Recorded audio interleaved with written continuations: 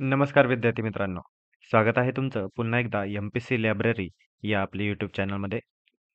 आपल्या भरभरून प्रतिसादासाठी खूप खूप धन्यवाद. तर सुरू करूयात आजच्याच म्हणजे 8 जुलै 2025 रोजीच्या चालू घडामोडी. सर्वप्रथम पाहूया आजचे दिन विशेष. 8 जुलै 1918 रोजी मॉन्टेग्यू चेम्सफोर्ड हा अहवाल प्रकाशित झालेला होता. इतिहासामध्ये आपण बऱ्याच वेळा या अहवालाबद्दल माहिती पाहिलेली होती आणि एक ऐतिहासिक असा हा अहवाल असून यामधील तरतुदी वेगवेगळ्या परीक्षांमध्ये विचारलेल्या आहेत. त्यामुळे एकदा तरतुदींचा आढावा घेऊया. तर केंद्रामध्ये द्विगृही कायदेमंडळ असावे असं यांनी या अहवालामध्ये सांगितलेलं होतं. त्यासोबत लोकसेवा आयोग स्थापन करावा.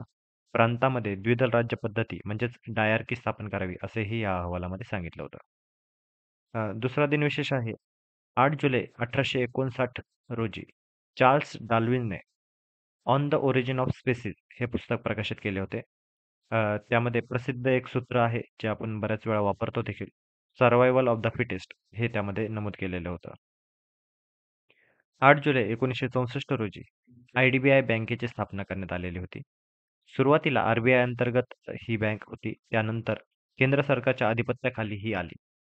एम-एस-एम-ई आणि उद्योग क्षेत्रासाठी कर्ज पुरवठा करणारी ही प्रमुख बँक आहे.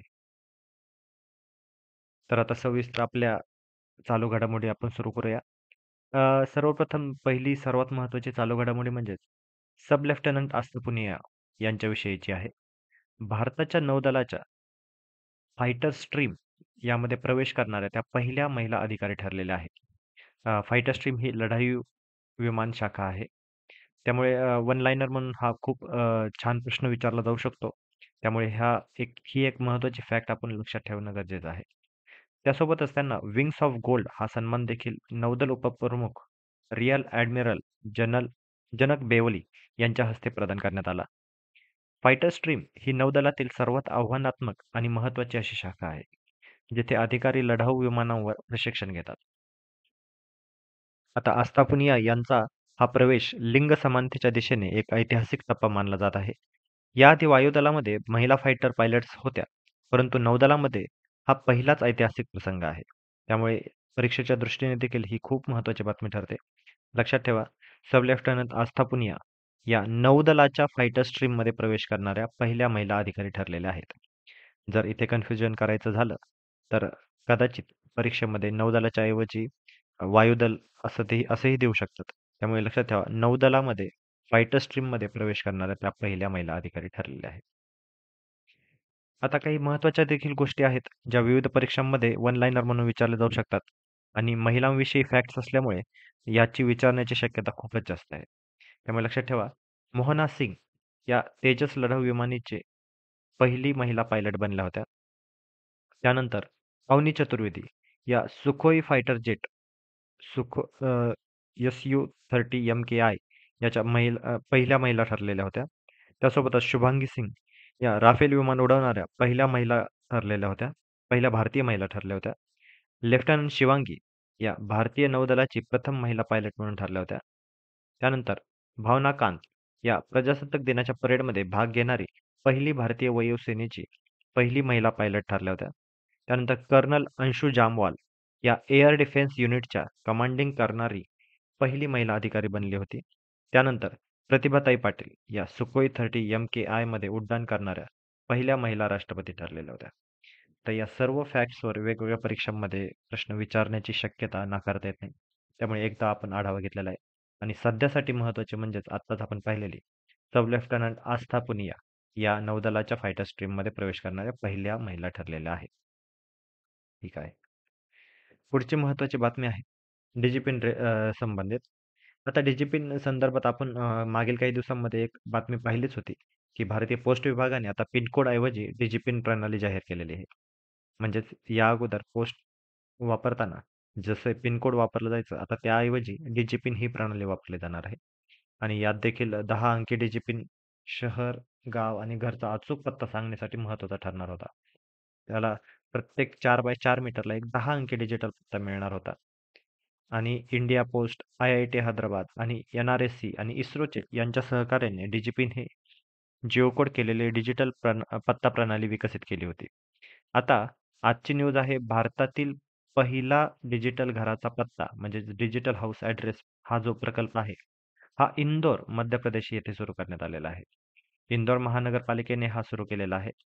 प्रत्येक घराबाहेर आता क्यूआर कोड बसवला जाणार आहे. क्यूआर कोड स्कॅन केला की जीपीएसद्वारे घराचा पत्ता दिसेल. डिजिटल ॲड्रेस सिस्टम राष्ट्रीय डिजिपिन प्लॅटफॉर्मशी जोडलेला आहे आणि यामध्ये प्रत्येक घराला आता एक युनिक असा डिजिटल पत्ता असेल. त्यामुळे लक्षात ठेवा, डिजिपिन ही प्रणाली आपण ऑलरेडी पाहिलेली होती. आज देखील मी पुन्हा एकदा सांगितलं आणि ही जी प्रणाली आहे, ही भारतामध्ये पहिल्यांदा कुठे सुरू करण्यात आली? तर इंदोर, मध्य प्रदेश येथे सुरू करण्यात आलेली आहे. त्याच्यामुळे परीक्षेच्या अनुषंगाने ही देखील बातमी आपल्याला महत्त्वाची ठरते. पुढची अजून एक महत्त्वाची बातमी आणि नीरज चोप्राच्या क्रीडा या घटकाशी रिलेटेड आहे. नीरज चोप्राने जिंकले एनसी क्लासिक चॅम्पियनचे जेतेपद. नीरज चोप्रा हा भारताचा एकदम स्टार खेळाडू. म्हणजे प्रत्येक कोणत्याही स्पर्धेमध्ये तो ज्या स्पर्धेमध्ये तो गेलेला आहे, तिथे त्याने जेतेपद पटकावून आलेला आहे. आणि आता नुकतेच त्याने भारतामध्ये एक स्पर्धा आयोजित केली होती. ऑलिम्पिक पदक विजेता असलेला हा भालाफेकपटू याने प्रथमच भारतात जागतिक दर्जाच्या भालाफेक स्पर्धेचे आयोजन केले होते. त्याचे एक प्रकारे हे ड्रीम होते, की जागतिक लेव्हलची स्पर्धा भारतामध्ये घडवून आणणे. आणि ही त्याने कुठे घडवून आणली तर कांतीरेवा स्टेडियम बेंगळुरू येथे याने ही स्पर्धा भरवली होती. आणि विशेष म्हणजे आई-वडिलांच्या उपस्थितीमध्ये त्याने विजयी कामगिरी केलेली आहे. आणि त्याने ही स्पर्धा भरवली देखील आणि त्याचे जेतेपद त्यांनी पटकावलेले आहे. त्याने तिसऱ्या प्रयत्नात फेकलेले अंतर होते 86.18 मीटर. त्याचे हे सलग तिसरे विजेतेपद आहे. म्हणजेच 20 जून रोजी पॅरिस डायमंड लीग ही स्पर्धा त्यांनी जिंकली. त्यानंतर 24 जून रोजी गोल्डन स्पाईक ओस्ट्रावा, पोलंड ही स्पर्धा देखील त्याने जिंकली.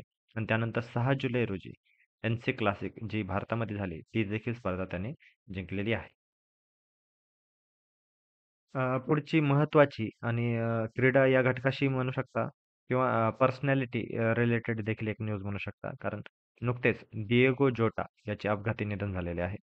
डिएगो जोटा हा पोर्तुगालचा आघाडीचा आंतरराष्ट्रीय फुटबॉलपटू आणि लिव्हरपूल एफसी अ, याचा महत्त्वाचा खेळाडू होता. त्याचा 25 वर्षीय भाऊ देखील आंद्रे सिल्वा हा देखील घटनास्थळीच मृत्युमुखी झालेला आहे. आता त्याची हे दोघेही पोर्तुगालच्या खेळाशी निगडीत असे व्यक्तिमत्व आहेत आणि डिएगो जोटा हे फार फेमस असे त्या ठिकाणचं नाव आहे. डिएगो जोटाची क्रीडा कारकीर्द पाहिली तर लिव्हरपूलसाठी 182 सामने आणि 65 गोल त्याने केलेले आहेत. पोर्तुगालकडून 49 सामने त्याने खेळलेले आहेत.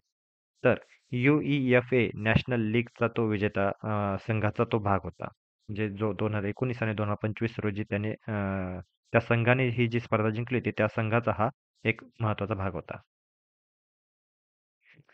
पुढची महत्त्वाची बातमी, त्रिनिदाद आणि टोबॅगोचा सर्वोच्च नागरिक पुरस्कार पंतप्रधान मोदींना जाहीर झालेला आहे.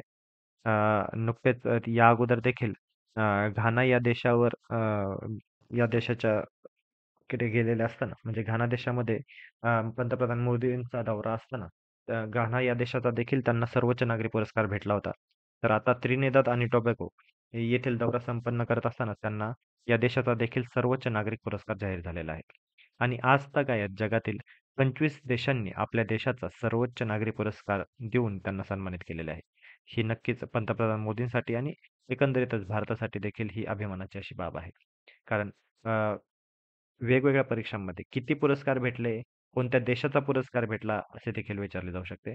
आणि याचा एक एकंदरीतच आढावा आपण काही दिवसांपूर्वी घेतलेला आहे.